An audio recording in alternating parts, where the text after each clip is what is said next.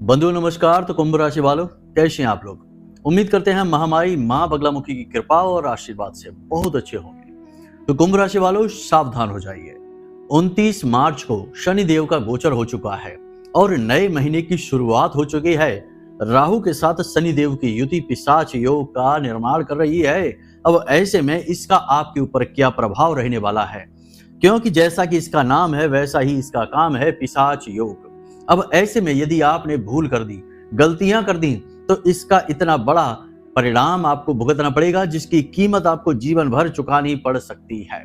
ग्रहों की बदलती चाल के अनुसार जो नहीं चलता, फिर जीवन उसके साथ मनमानी चलता है और फिर वह जीवन भर रोता है, दुखी रहता है और चाहकर भी की गई गलतियों की भरपाई नहीं कर पाता है। समय रहते जाग जाना चाहिए और आपके तारे, आपके ग्रह नक्षत्र क्या कह रहे हैं, किस चीज की मांग है और किस चीज को त्यागना है, ये सारी बातों को समझ लेना चाहिए। तो जीवन उत्तम होता है और खुशियों का पदार्पण जीवन में हो जाता है।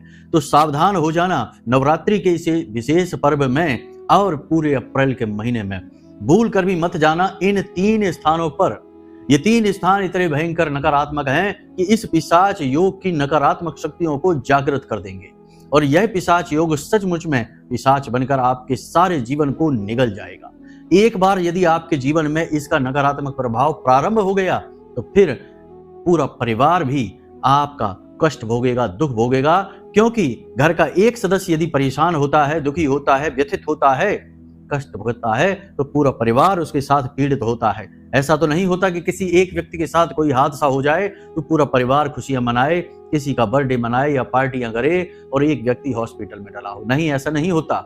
एक व्यक्ति यदि दुखी है, परेशान है, व्यथित है, तो पूरा परिवार प्रभावित होता है। इसलिए आपके द्वारा की गई एक गलती की कीमत आपका पूरा परिवार भुगतेगा। सावधान आपको रहना ही होगा। बंधुओं, आपको अपनी कुंडली देखनी है।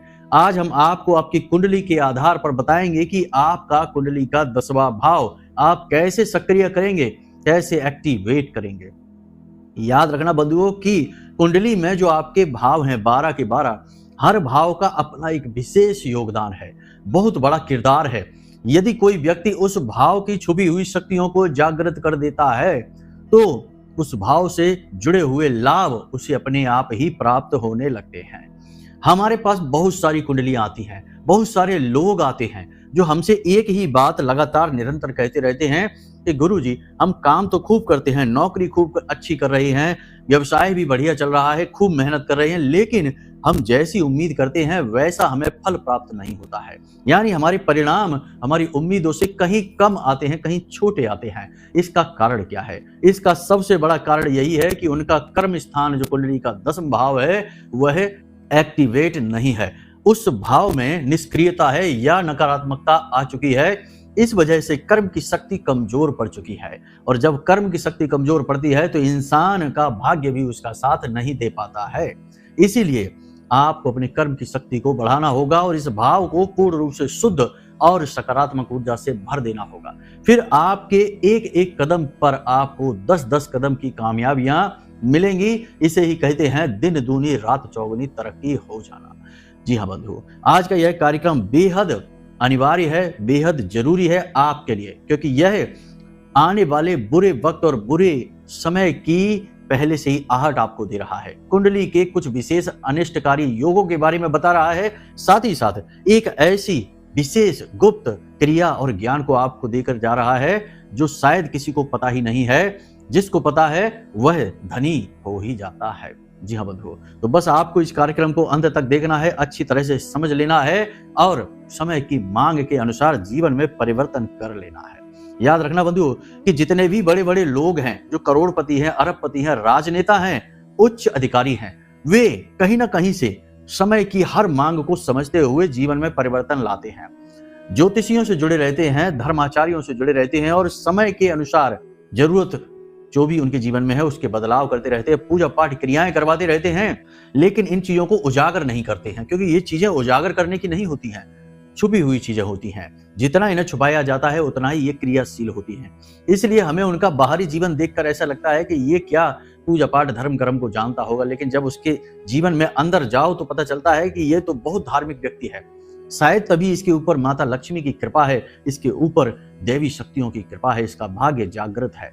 याद रखना कि केवल मेहनत करने से यदि कामयाब हो जाते तो दुनिया में जितने भी लेबर हैं, जितने भी वर्कर और कारीगर हैं, सब के सब करोड़पति अरबपति होते, क्योंकि उनसे ज्यादा मेहनत तो कोई नहीं करता। लेकिन अक्सर देखा ऐसा जाता है कि जो बहुत कम मेहनत करता है, बहुत कम काम करता है, वही सबसे ज्यादा धनी और अमीर होता है।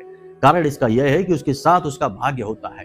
किसी एयर कंडीशन ऑफिस में बैठकर, एक वीआईपी चेयर पर बैठकर वह इतना काम कर देता है, इतना दिमाग चला देता है कि लाखों करोड़ों की दौलत उसके आगे पीछे घूमती है।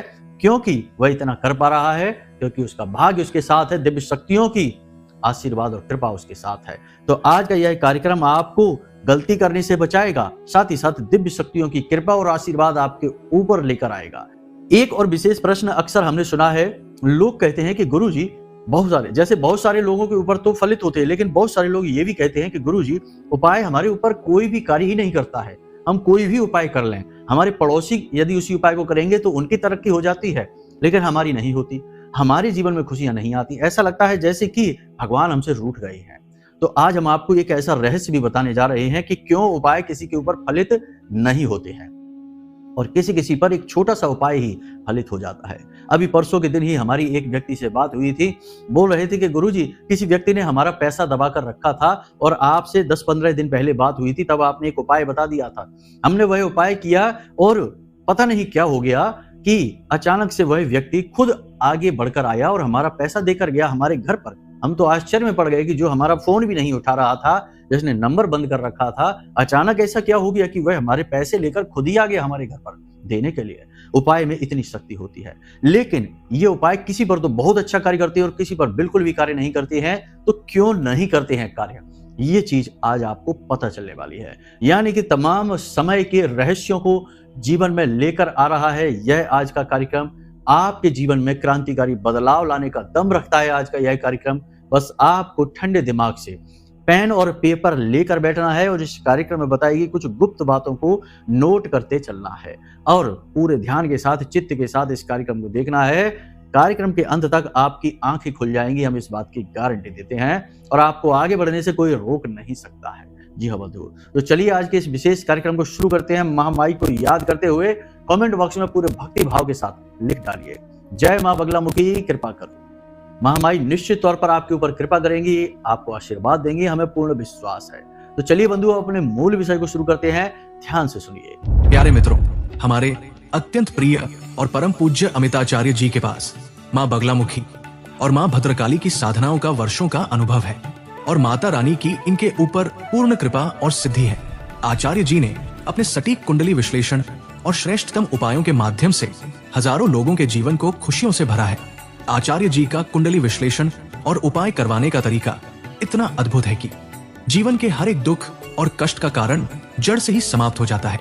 फिर समस्या चाहे जैसी भी हो, कर्जा बहुत बढ़ गया हो, व्यापार चल नहीं रहा हो, बीमारियों में आप बर्बाद हो चुके हो, रिश्तों में प्रेम समाप्त हो चुका हो, या फिर नौकरी ही ना मिल रही हो, विवाह में देरी होती हो, कैसी भी समस्या हो, इन समस्याओं का कारण क्या है, कौन सी महादशा परेशान कर रही है, कौन सा दोष लगा हुआ है, सब कुछ आचार्य जी इतना सटीक बताते हैं कि वर्षों वर्ष के दुख कुछ ही दिनों में समाप्त हो जाते हैं।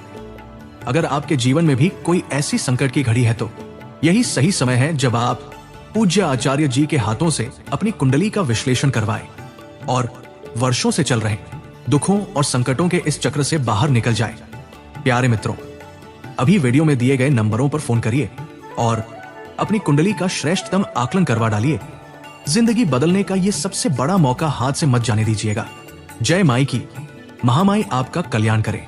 सबसे पहले यह समझते हैं कि यह पिशाच योग की बात क्या है, क्यों बार बार यह शब्द आपको सुनने को मिल रहा है, इसका प्रभाव क्या है और इससे बचा कैसे जा सकता है।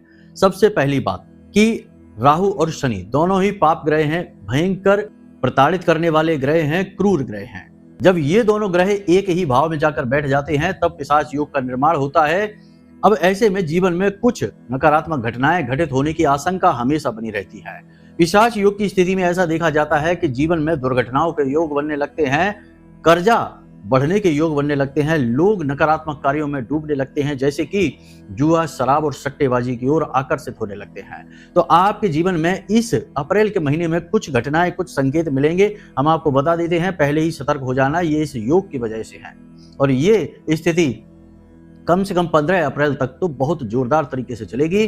तो 5 प्रकार के संकेत आपको नकारात्मक घटनाओं के मिलेंगे। इनसे बचना बहुत जरूरी है। आपको इन्हें पहचान लेना है और रुक जाना है, आगे नहीं बढ़ना है। अचानक से अमीर बनने की स्कीम आपको पता चलेगी आने वाले कुछ ही दिनों में, यानी कि 5 से 7 दिनों में आपको एक ऐसी स्कीम पता चलेगी जहां से आप अचानक से पैसा कमा सकते हैं। कोई आपको उपाय बता सकता है, कोई सजेशन बता सकता है, सलाह दे सकता है कि यहाँ पैसा लगा दो, ये शेयर मार्केट में पैसा लगा दो, यहाँ इस जगह लगा दो, ये सट्टेबाजी का ऐप है, ये है, वो है, या किसी व्यापार में किसी विशेष जगह पर पैसा लगा दो। यानी कि आपको ऐसा एक प्लान, एक ऐसी योजना समझ में आएगी आने वाले कुछ दिनों में कि जिससे आप ढेर सारा पैसा बहुत जल्दी, बहुत ही कम समय में कमा लेंगे। तो ये जब योजना आपके सामने आए तो आप अलर्ट हो जाना, ये योजना आपको बर्बाद करने के लिए आई है। याद रखना बंधुओं, अगर इस समय पर आपने फैसला ले लिया और अपने पैसे को कहीं फंसा दिया तो आप जितने आज परेशान हैं इससे कई गुना ज्यादा परेशान हो जाएंगे। पैसा भूल ही जाइए, क्योंकि माता लक्ष्मी आपसे तुरंत नाराज हो जाएंगी। याद रखना, विनाश काले विपरीत बुद्धि क्यों कहा जाता है कि जब जीवन में ग्रहों की प्रतिकूलता बनती है, नकारात्मक समय और काल का निर्माण होता है, तो जातक की बुद्धि भी विपरीत हो जाती है। जहां घाटा होना होता है, परेशानी हो रही होती है, समस्याएं ही समस्याएं आने को होती हैं, उसी जगह पर जातक घूम घूम कर जाता है और अपना विनाश खुद ही लिख देता है अपनी किस्मत में। बाद में फिर पछताने से कुछ नहीं होता, जो बिगड़ना था सो बिगड़ ही गया। तो ऐसे में हम आपको बता देते हैं कि कम से कम 15 तारीख तक, यानी 15 अप्रैल तक, सूर्य का गोचर होने तक आपको 1 रुपए का भी इन्वेस्टमेंट कहीं नहीं करना है। दूसरा, किसी से कोई कर्जा नहीं लेना है। तीसरा, किसी को भी कर्जा नहीं देना है, क्योंकि स्थितियां ये बनेगी। इसी के साथ साथ हो सके, जितना हो सके उतना अपने खर्चों को कंट्रोल करके रखो, नियंत्रित करके रखो। पैसा आपके हाथों से फिसलने वाला है। अचानक आपके जीवन में कोई खर्चा आने वाला है, बड़ा खर्चा आएगा। कुछ तो ऐसे होंगे जहां आप चाहकर भी अपने पैसे को बचा नहीं पाएंगे, जाएगा ही जाएगा। लेकिन कई परिस्थितियां ऐसी बनेंगी जहां आप चाहें तो अपने पैसे को रोक भी सकते हैं। यानी यह समय है अपने पैसे को दबा कर रखने का, छुपा कर रखने का, और कोई भी बड़ा और गलत कदम आपको नहीं उठाना है। बिजनेस व्यापार में कोई परिवर्तन नहीं करना है। जो जैसा चल रहा है उसे वैसा ही चलने देना है। किसी भी नए कार्य की शुरुआत आपको नहीं करनी है। इस बात को याद रखना आपको, ठीक है। पहली चीज तो ये। दूसरी चीज ये कि आपके आसपास, आपकी संगत में कोई एक ऐसा व्यक्ति आएगा जो आपको गलत कार्य करने के लिए प्रेरित करेगा, शराब पीने के लिए आपको प्रेरित करेगा, मांसाहार के लिए प्रेरित करेगा। कुछ नहीं तो आपको ऐसी संगत में ले जाकर बिठा देगा जहां गलत कार्य होते हैं, जहां उल्टे सीधे काम, गोरख धंधे होते हैं, ऐसी जगह ले जाकर बैठा देगा।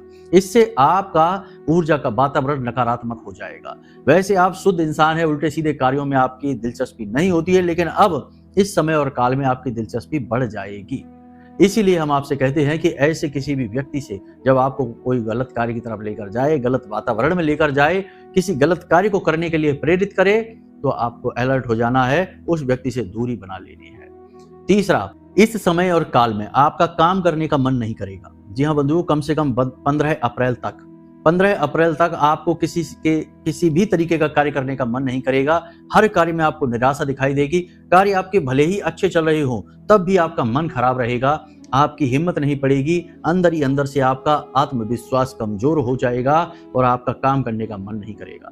जो काम आपका 1 घंटे में हो सकता है, उस काम को करने में आप 2, ढाई, 3 घंटे बर्बाद करेंगे, तब भी उस काम को सही तरीके से आप कर नहीं पाएंगे। आपको ऐसा लगेगा जैसे कि अंदर आपके मन में कोई सकारात्मक विचार ही नहीं है, उल्टे सीधे विचार उथल पुथल मचा कर रखेंगे और आप अपने आप को बहुत ही लो महसूस करेंगे, मतलब कि आपका मनोबल बहुत ही नीचा हो जाएगा। तो ऐसे में आपको जरूरत है धर्म की, भगवान के भजन सुनिए, कथा सुनिए और नाम स्मरण करिए, पूजा पाठ करिए। सकारात्मक ऊर्जा का आपको बहुत सहारा मिलेगा। हो सके तो प्रतिदिन मंदिर भी अवश्य जाइए, ये जरूरी है आपके लिए, क्योंकि ऐसे में आप बहक सकते हैं, गलत जगह जा सकते हैं, गलत कार्य आप कर सकते हैं। किसी के साथ विवाद होना, झगड़ा होना और दुर्घटना तक के आसार इस समय और काल में बन रहे हैं, तो थोड़ा वाहन संभल कर चलाना है। किसी के साथ विवाद नहीं करना है, जितना जरूरी है उतनी ही बातें करनी है। फालतू की बातें, बहसबाजी के चक्कर में नहीं पड़ना है, वरना बात बहुत अधिक बिगड़ जाएगी। अब सबसे महत्वपूर्ण बात, अपने स्वास्थ्य, अपनी सेहत का बहुत ख्याल रखना है। अनायास ही, अचानक ही आपके शरीर में कोई नई बीमारी उत्पन्न हो सकती है। खान पान का विशेष ध्यान दें, अपनी सेहत का विशेष ध्यान दें और जितना हो सके उतना पॉजिटिव रहें, अपने मन को पॉजिटिव रखें, हर कार्य में पॉजिटिव यानी कि साइड को ही देखें, नकारात्मक चीज पर ध्यान ना दें। ये चीजें आपको रखनी है, सावधानियां पूरे अप्रैल के महीने में ही रखनी है, खास तौर से 15 अप्रैल तक तो रखनी ही रखनी है। उसके बाद फिर क्या करना है तब की तब देखेंगे, अभी तो फिलहाल इसी तरीके से आपको चलना है, इन बातों का ख्याल रखना है। अब सबसे बड़ी बात कि कौन सी ऐसी क्रियाएं हैं जिनसे आप दैवीय शक्तियों को अपने जीवन में आकर्षित कर सकते हैं, भगवान की कृपा और आशीर्वाद अपने जीवन में आकर्षित कर सकते हैं। तो सबसे महत्वपूर्ण बात कि अपने जीवन को अनुशासन में लेकर आइए। देखिए, हम उपाय तो आपको अभी बता देंगे, लेकिन बहुत सारे लोग कहते हैं कि उपाय फलित ही नहीं हो रहे हैं, हमने तो सब उपाय करके देख लिए, कोई उपाय कार्य ही नहीं कर रहा है। तो अब सबसे पहली चीज कि उपाय फलित क्यों नहीं होते, कार्य क्यों नहीं करते हैं, इन चीजों को आपको बताते हैं। देखिए, ज्यादातर उपाय जो होते हैं वे धन संपत्ति से, रुपए पैसे से जुड़े होते हैं। लोग उसी से परेशान है, किसी का व्यापार नहीं चल रहा, किसी पर कर्जा बढ़ गया है, किसी के घर में बीमारियां फैली हैं, इलाज में पैसा बर्बाद हो रहा है, या फिर विवादित स्थितियां बनी हुई हैं, प्रॉपर्टी के झगड़े हैं, रुपए पैसे के लेन देन बिगड़े पड़े हैं। सब चीजें घूम फिरकर केंद्र वही है, पैसा, धन दौलत की इसकी कमी, इसका अभाव या इसका विवाद। तो ये स्थिति बिगड़ी क्यों है और उपाय इनसे संबंधित जो किए जा रहे हैं वे फलित क्यों नहीं हो रहे, सब पर फलित क्यों नहीं हो रहे, किसी पर तो बहुत जल्दी और किसी पर बिल्कुल भी नहीं। तो ध्यान से समझिए, आप एक काम करिए कि भगवान की फोटो देखिए, माता लक्ष्मी की फोटो देखिए, अपने पूजा घर में जाइए, आप देखेंगे कि माता लक्ष्मी की जो फोटो है उस फोटो को गौर से समझिए। उस फोटो में ही ये समझाया गया है कि कैसे माता लक्ष्मी प्रसन्न होती हैं और कैसे आपके जीवन में माता लक्ष्मी आकर्षित होती हैं। और फिर एक छोटा सा उपाय भी यदि माता लक्ष्मी से जुड़ा कर दिया जाए तो वो आपके जीवन में प्रवेश कर जाती है। और इसी फोटो से हम आपको जो बताने जा रहे हैं उन बातों को अपने जीवन में आप उतारेंगे तो आपका दसम भाव मजबूत हो जाएगा। जी हाँ बंधुओं, याद रखना, दसम भाव मकर राशि है, शनि देव कारक है और शनि ही स्वामी है, यानी शनि देव से संबंधित है। तो समझिए कि क्या मांग है इस भाव की, सब कुछ आपको समझाएंगे, जरा ठंडे दिमाग से समझिए। हो सकता है कि अभी आप कंफ्यूज हो गए हो कि हम क्या कह रहे हैं। तो आपके घर में जो माता लक्ष्मी की फोटो है, जरा उसे ध्यान से देखिए, याद करने की कोशिश करिए क्या क्या है उस फोटो में, क्या दिखाया जा रहा है, ध्यान से समझिए। बीचों बीच माता लक्ष्मी बैठी हैं, धन बरसा रही हैं। दाएं और बाएं सरस्वती और गणेश जी बैठे हुए हैं। अब ध्यान से समझिए, पीठ के पीछे यानी फोटो में पीछे की ओर हाथी हैं जो पानी की, जल की वर्षा कर रहे हैं, और माता लक्ष्मी कमल के ऊपर बैठी हैं और धन की वर्षा कर रही हैं। यानी कि हमको चाहिए माता लक्ष्मी जो धन की वर्षा करती हुई हमारे जीवन में आए, लेकिन हमने आसपास की चीजों पर ध्यान ही नहीं दिया, तो कैसे माता लक्ष्मी अकेली आ जाएंगी। माता लक्ष्मी कभी अकेली नहीं आती हैं, वे किसी न किसी को साथ लेकर आती हैं, यानी पहले चीजें आएंगी फिर माता लक्ष्मी आएंगी। कैसे, ध्यान से समझिए। सबसे पहले सरस्वती, सरस्वती यानी ज्ञान। जब तक आप किसी चीज में एक्सपर्ट नहीं होंगे, आपके जीवन में ज्ञान नहीं होगा, अनुभव नहीं होगा, समझदारी का अभाव होगा, माता लक्ष्मी आपके जीवन में नहीं आएगी। याद रखना, किसी मूर्ख के घर माता लक्ष्मी वास नहीं करती। जिसके बुद्धि नहीं है, जिसके पास दिमाग नहीं है, पैसा खर्च करने की भी अक्ल नहीं है, ऐसे व्यक्ति के पास पैसा रुकता ही नहीं है। चाहे बेशक बाप दादाओं की कितनी भी संपत्ति उसके पास हो, पुरखे पूर्वजों की संपत्ति खूब मिल गई, उसे भी चौपट कर देगा, बर्बाद कर देगा, यदि वह अज्ञानी व्यक्ति है। तो सबसे पहला काम है कि आपको अपने जीवन में खुद विचारशील बनना है और समझना है कि आप किस चीज में एक्सपर्ट हैं, क्या ज्ञान है आपके पास। जिसके पास ज्ञान होता है उसके पास लक्ष्मी होती है। आप देखिए, डॉक्टर अपने काम में बिल्कुल ही दक्ष है तो पैसा उसके पीछे भागता है, खूब सारी सैलरी मिलती है, खूब सारे लोग इलाज कराने आते हैं, मान सम्मान तो मिलता ही है। यानी कि ज्ञान की प्रमुखता है। एक व्यापारी भी, बिजनेसमैन भी बिजनेस में लाखों करोड़ रुपए कमाता है, लेकिन उसे अच्छी समझ होती है कि पैसा कहाँ लगाना है, कहाँ नहीं लगाना, किसे देना है, किसे नहीं देना है, और पैसे को कब हाथ लगाना है और कब उसे छुपा कर दबा कर रख देना है। ये समझ उसे होती है, यानी ज्ञान उसके पास है, तब लक्ष्मी है। अब गणपति, बगल में गणपति भी बैठे हैं। गणपति कौन है, ध्यान से समझिए। गणपति आधार हैं, यानी कि ठहराव हैं।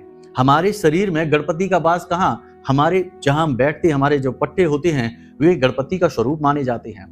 जो धर्म है वही हम आपको बता रहे हैं। हमारे शरीर के, मानव शरीर देवताओं का वास होता है, शरीर के हर अंग में देवी देवताओं का वास माना जाता है, उसी प्रकार हम आपको बता रहे हैं। तो जब आप कहीं बैठते हैं ठंडे दिमाग के साथ, तो गणपति का विराजमान हो जाता है आपके खुद के शरीर, आत्मा में, आपके मन में। लेकिन बैठना कैसा है? बैठना चंचल मन के साथ नहीं है। गणपति का स्वरूप भारी भरकम है।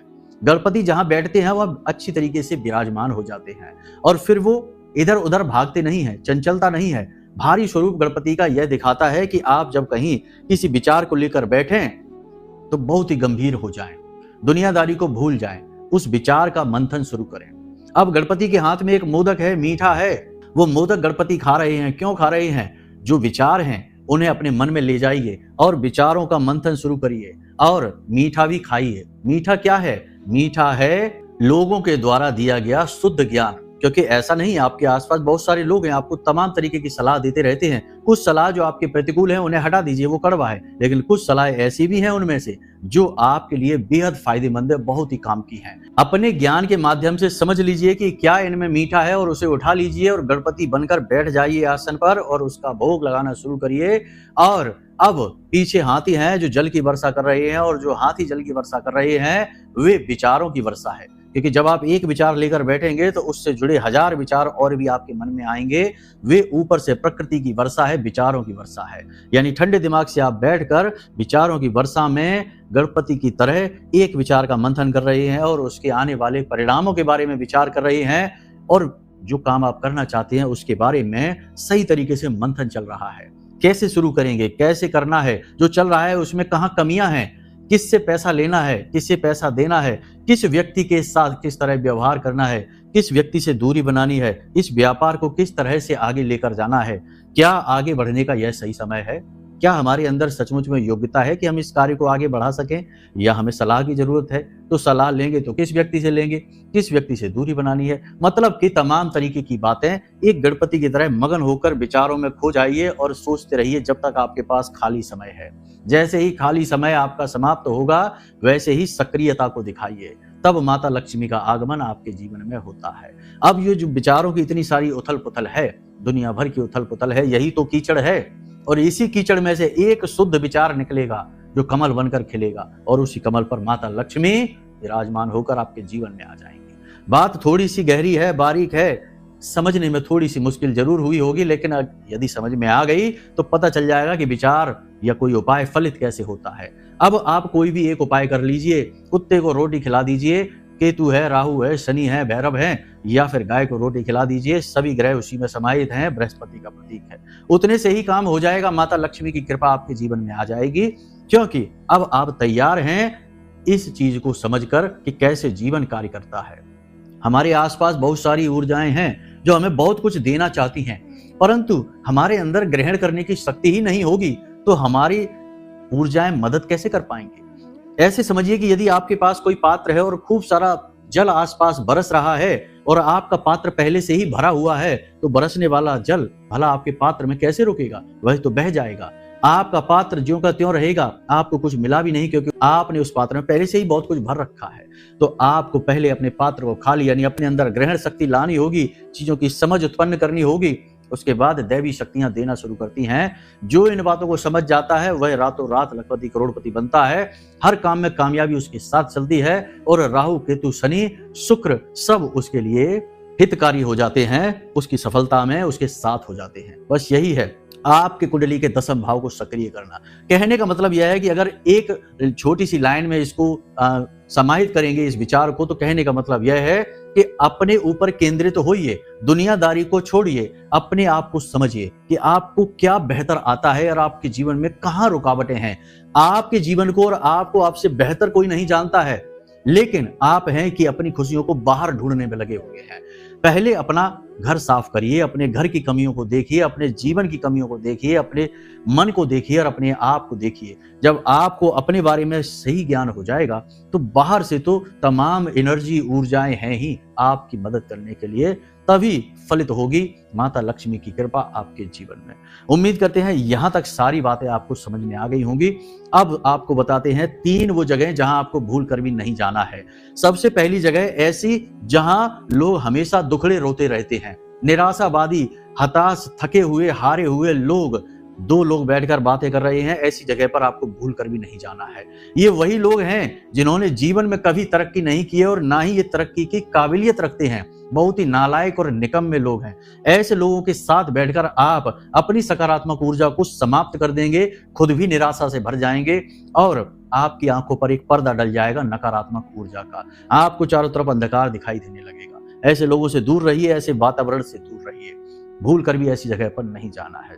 दूसरी जगह ऐसी कि जहां ऐसे लोग रहते हैं, ऐसे लोग बैठे हैं जो केवल मौज मस्ती और आनंद की बातें करते हैं। मेहनत करने में इनका कोई भी इंटरेस्ट नहीं है, ना ही ये जीवन में सफल होने के लिए किसी प्रकार का प्रयास कर रहे हैं। बस इधर उधर से मिली हुई धन दौलत को उड़ाने में लगे हुए हैं, केवल और केवल जीवन में सुख और आनंद को भोग रहे हैं। ऐसे भोगी विलासी लोगों से दूर रहिए। ये आपके भी चरित्र को खराब कर देंगे और आपको भी भोगी बना देंगे। और एक दिन आएगा जब जमा हुई धन दौलत समाप्त हो जाएगी, सब कुछ समाप्त हो जाएगा, फिर अपने घर के बर्तन तक बेच कर लोग भोग विलास में खर्च कर देते हैं। तमाम ऐसे केस हैं कि लोग शराब पीने के चक्कर में घर के बर्तन और जेवर तक अपनी स्त्रियों के बेच देते हैं। ऐसे लोगों से दूर रहिए, ये बहुत ही भयंकर लोग होते हैं। तीसरा, ऐसे लोग जहां धर्म का अपमान कर रहे हैं, अपने ही धर्म, अपने ही देवता, अपने ही पितृ पूर्वजों को उल्टे सीधे अनाप शनाप शब्द बोलते हैं। ऐसे लोगों से दूर रहिए। ये भयंकर नकारात्मक लोग हैं, कलि पुरुष का स्वरूप हैं, शुद्ध कलयुग का वास इन लोगों के अंदर है। इन लोगों से दूर रहिए। श्रीमद् भागवतम में भी कहा गया है कि 4 स्थान में से एक स्थान जहां कलयुग रहता है, जहां लोग, लंपट लोग धर्म का अपमान करते हैं, भगवान का अपमान करते हैं, माता पिता और पूर्वजों का अपमान करते हैं, ऐसे स्थान पर कलयुग का वास होता है। आपको ऐसे लोगों के साथ नहीं बैठना है, ऐसी जगह पर नहीं रुकना है। बस ये समय और काल आपके जीवन में थोड़ा कठिन है, अभी चल रहा है और भी आगे चलेगा कुछ समय तक। ऐसे समय में आपको जो हमने बातें बताई हैं, इन बातों को समझ लेना है, ऐसे वातावरण और लोगों से दूर रहना है और जो ज्ञान हमने दिया है आत्म मंथन का, इस ज्ञान को जीवन में उतार लेना है। फिर छोटे से छोटा उपाय भी फलित हो जाएगा। भोलेनाथ पर 1 लोटा जल चढ़ा दिया प्रतिदिन, 21 दिनों तक भी चढ़ा दिया तो उतने में ही धनी हो जाएंगे, उतने में ही धन वर्षा जीवन में हो जाएगी। यही एक सूत्र है जो सफलता दिलवाता है। बाकी कोई भी उपाय फलित नहीं होगा, चाहे आप कितना ही कर लीजिए। बाहरी कार्य करने से आपका घर सुंदर नहीं हो जाएगा। घर की सुंदरता को बढ़ाने के लिए घर के अंदर कार्य करना पड़ेगा। बस यही है एक सबसे बड़ा सूत्र, जिसे आप समझ लीजिए। यदि आपको हमारी बात समझ में आ गई हो, अच्छी लगी हो, तो कमेंट बॉक्स में जय मां बगलामुखी, जय मां भद्रकाली अवश्य लिख देना। महामाई आपका कल्याण करेंगे। चलिए बंधु, आज के इस कार्यक्रम को यहीं विराम देते हैं। यदि मन में कोई प्रश्न उठे या कुंडली विश्लेषण कराना है हमसे, तो अपनी कुंडली का विश्लेषण कराने के लिए वीडियो में दिए गए नंबरों पर फोन करिए, सारी जानकारी ले लीजिए और एक छोटी सी दक्षिणा के साथ अपने जीवन की रुकावटों को समाप्त करने के सूत्र प्राप्त कर लीजिए चमत्कारी उपायों के साथ। तो चलिए बंधु, हमेशा हंसते रहिए, मुस्कुराते रहिए, सकारात्मक रहिए और प्रेम से बोलिए जय माई की। मां माई आपका कल्याण करें। धन्यवाद। हमारे प्रिय और परम पूज्य आचार्य जी ने अपनी साधनाओं के अनुभवों पर आधारित शक्तिशाली उपाय और क्रियाओं के माध्यम से हजारों लोगों के जीवन को पूरी तरह से बदला है। आचार्य जी के द्वारा बताया गया हर एक उपाय इतना सटीक और कारगर होता है कि जो भी इसे पूरे भाव के साथ कर लेता है, उसे साक्षात महामाई की कृपा और आशीर्वाद प्राप्त हो जाती है। इसलिए निसंकोच इन उपायों को पूरे भाव के साथ करिए, आपका कल्याण होगा। जय माई की।